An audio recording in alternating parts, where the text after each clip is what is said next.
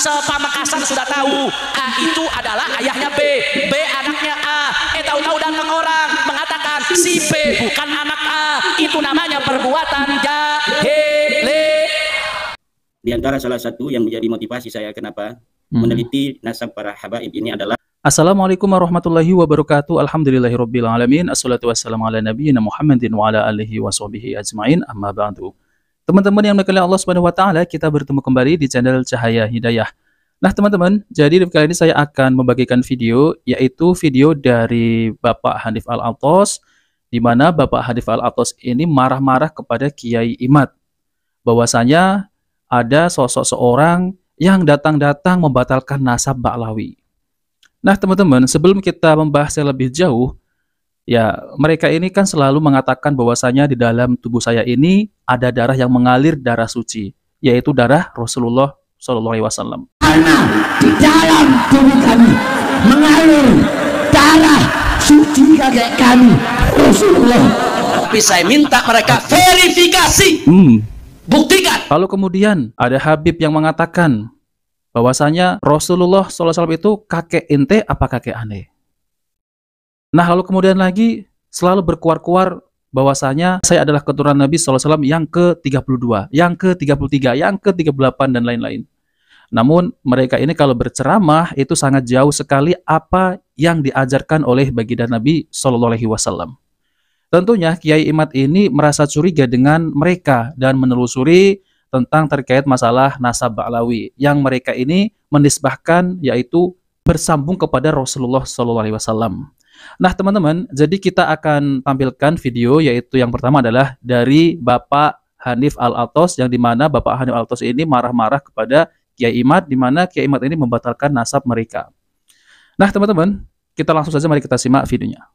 في النسب بنحو قدح في نسب ثبت في ظاهر الشرع بأن يقول فلان ليس من ذرية فلان فلان ليس من ذرية فلان. Maksudnya menyerang nasab adalah menyerang nasab yang diakui menurut pandangan syariat. Secara pandangan zahirnya syariat sudah diakui oleh para alim ulama, diakui oleh para ahli syariat. Tahu-tahu dibilang nggak nyambung.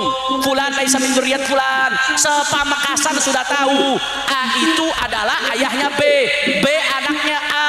Tahu-tahu datang orang mengatakan si B bukan anak A. Itu namanya perbuatan jahili. Jelas atau tidak? Jelas atau tidak? Nah, teman-teman yang dimuliakan Allah SWT, jadi itulah ya pernyataan dari Bapak Hanif Al-Athos, bahwasanya Bapak Hanif Al-Athos ini ya mengatakan itu ada orang yang membatalkan nasab Ba'lawi, ya, bahwasanya si fulan ini adalah nasabnya ini tapi dibatalkan. Nah, teman-teman, jadi ini ada bantahan ya, ada penjelasan yaitu dari Kiai Imaduddin Al-Bantani.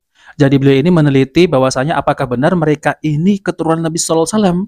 Namun kenyataannya mereka ini kalau berceramah ini nyeleneh, yang selalu mengagung-agungkan dari kakeknya, dari dato-datonya, lalu kemudian mengklaim dirinya ini adalah cucu Nabi SAW dari klan Ba'lawi.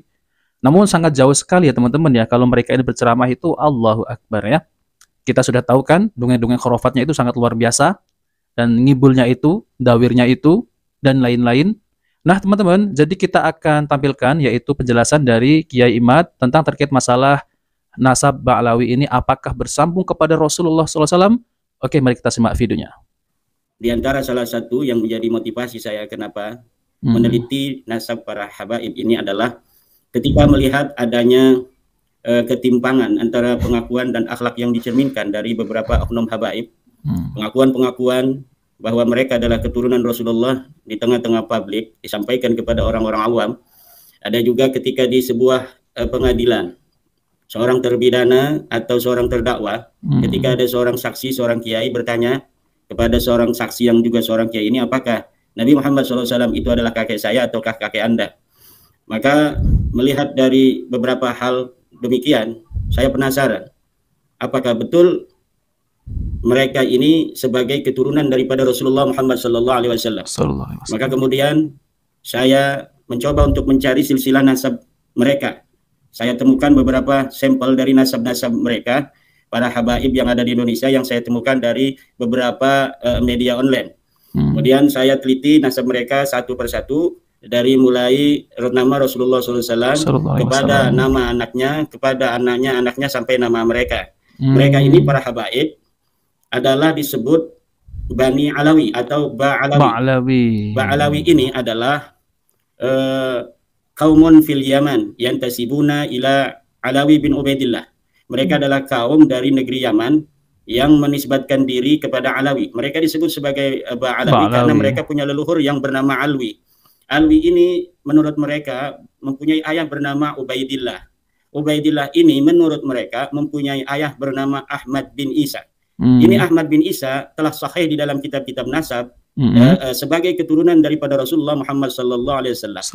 Ahmad bin Isa telah sahih sebagai turunan Nabi berdasarkan uji petik kitab-kitab nasab yang sudah ada di zamannya. Jadi kitab-kitab nasab itu setiap masa itu dicatat oleh para ahli nasab yang ada di zaman itu. Dan Ahmad bin Isa ini mempunyai ayah bernama Muhammad An-Naqib. Muhammad An-Naqib ini mempunyai ayah bernama Ja'far As-Sadiq. Ali Al-Uraidi. Ali Al-Uraidi ini punya ayah bernama Ja'far As-Sadiq. Ja'far As-Sadiq bin Muhammad Al-Baghir. Muhammad Al-Baghir mempunyai ayah yaitu Ali Zainal Abidin. Mempunyai ayah bernama Husain, mempunyai ayah bernama Fatimah, mempunyai ayah bernama Nabi Muhammad sallallahu alaihi wasallam. Ini dari mulai Ahmad bin Isa ini, Mas Yusuf, ini sahih sebagai keturunan daripada Rasulullah Muhammad sallallahu alaihi wasallam. Kemudian ketika diurut ke bawah, Ahmad bin Isa ini kata para habaib mempunyai anak bernama Ubaidillah. Disinilah masalahnya terjadi. Karena saya tidak menemukan nama Ubaidillah ini tercatat sebagai nama anak daripada Ahmad bin Isa. Di mana kitab-kitab yang ada pada zaman Ahmad bin Isa, ini titik poinnya Ahmad bin Isa, beliau wafat tahun 345 Hijriah. Maka untuk mengetahui apakah betul-betul Ahmad bin Isa ini mempunyai anak bernama Ubaidillah, kita harus mencari kitab-kitab di abad keempat. Kalau tidak ada kitab abad keempat, maka kitab yang paling dekat tahunnya dengan abad yang keempat, yaitu abad yang kelima. Kemudian abad ke-6, abad ke-7, abad ke-8, dan abad ke-9. Alhamdulillahnya, di abad kelima itu sudah ada kitab nasab yang dicatat. Dan di sana dicatat nama anaknya Ahmad bin Isa dan tidak ada nama Ubaidillah. Di abad kelima ini ada 3 kitab yang mencatat nama Ahmad bin Isa dan anaknya, tapi tidak ada yang bernama Ubaidillah. Kemudian di abad ke-6 juga demikian, dicatat nama anaknya hanya 3, yaitu Muhammad, Ali, dan Husain. Tidak ada anak yang bernama Ubaidillah. Begitu pula di abad ke-7, abad ke-8, dan awal abad ke-9. Nah, disinilah kekosongan nama Ubaidillah dicatat sebagai nama anak daripada Ahmad bin Isa.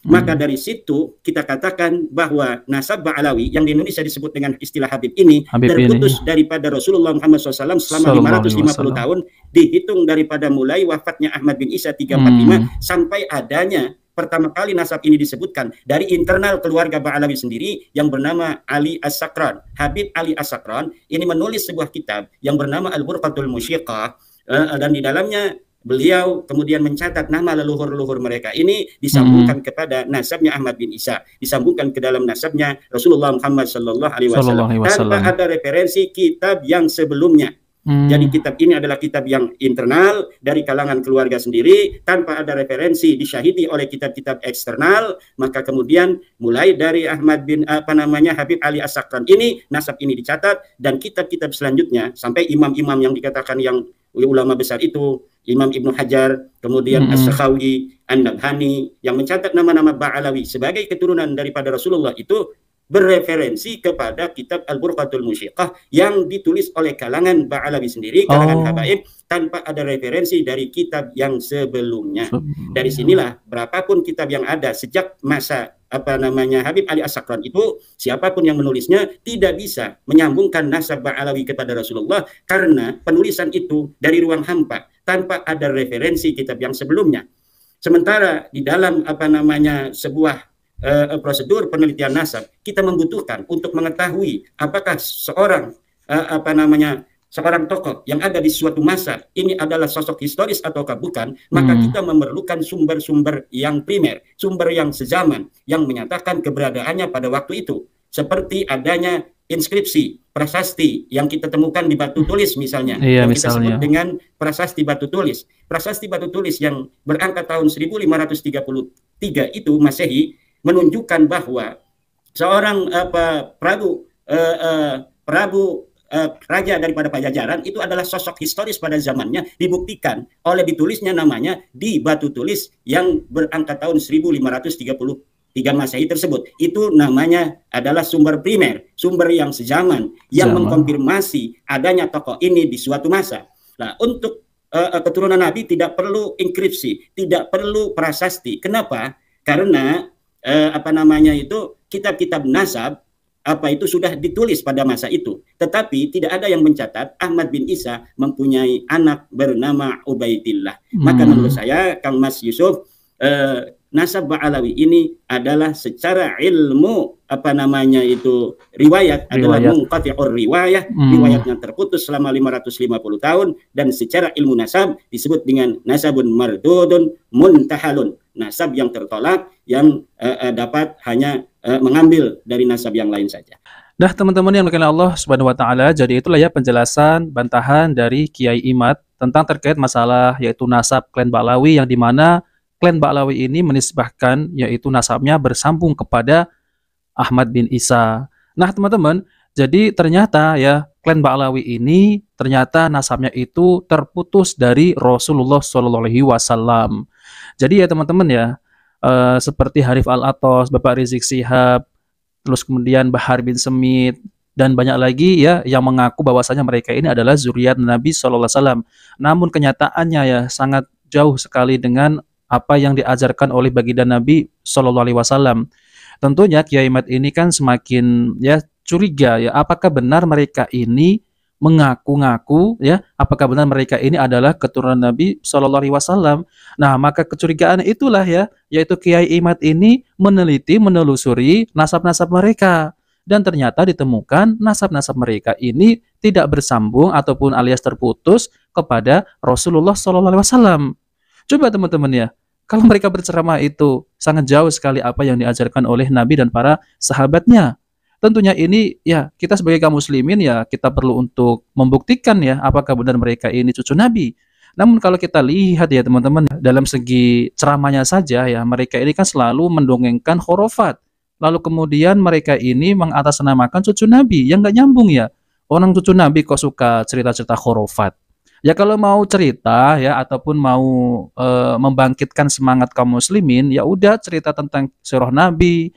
Jadi keimanan kita akan lebih semangat ya, terbakar keimanan kita ini karena ya perjuangan Rasulullah SAW ketika berdakwah. Ini malah mengisahkan yaitu kisah-kisah dari kalangan mereka, yaitu kisah khurafat. Ya, kakek saya Habib Assegaf ini, Habib apalah, Al-Atos lah, itulah, itu bisa terbang lah, ada yang bisa menurunkan hujan susu, ada yang bisa memadamkan api neraka pakai jari kelingking, ada yang memiliki keramat, karomah, bisa menurunkan rantai emas dari langit, ada yang lagi itu ya, berapa tahun itu wudunya tidak batal, dan lain-lain teman-teman. Tentunya hal ini kan ya kaum muslimin jadi curiga ya, kok seperti ini, yang katanya cucu Nabi, ceramahnya ngawur. Apalagi mereka ini dalam segi akhlak, loh ini kok cucu Nabi kok seperti ini ya. Akhlaknya ya Allah, kalau berbicara kotor, suka mengadu domba, suka mengajak kaum muslimin ini ke dalam kebid'ahan. Seharusnya kalau mereka ini mengklaim cucu Nabi SAW, yaitu yang paling terdepan ya, membela sunnah Nabi, bukan menyebarkan cerita-cerita khurafat, bukan menyebarkan kisah-kisah yang belum tentu kebenarannya, dan menyebarkan yaitu apalagi menyebarkan bid'ah-bid'ah yang sangat luar biasa teman-teman. Allahu Akbar.